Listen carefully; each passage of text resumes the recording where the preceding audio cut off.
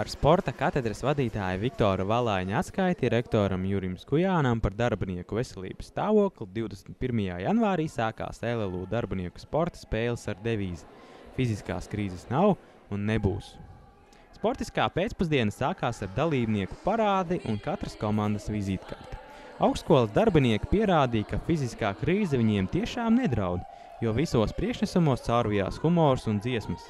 Veiksmīgākais priekšnesums bija tehniskās fakultātes komandai, kas bija arī viena no skaitliski lielākajām.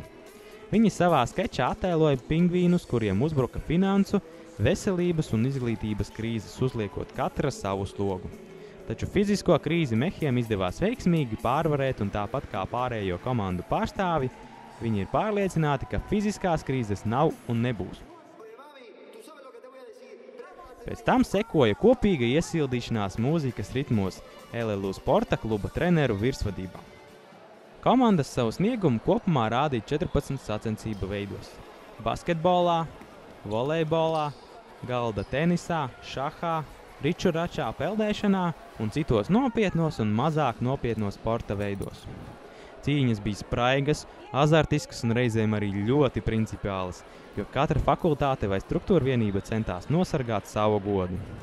Sacensību kopvērtējumā uzvarētāju kausu ieguva Lauku inženieru fakultātes komanda, aiz sevis atstājot sociālo zinātņu fakultāti un meža fakultātes pārstāvjus.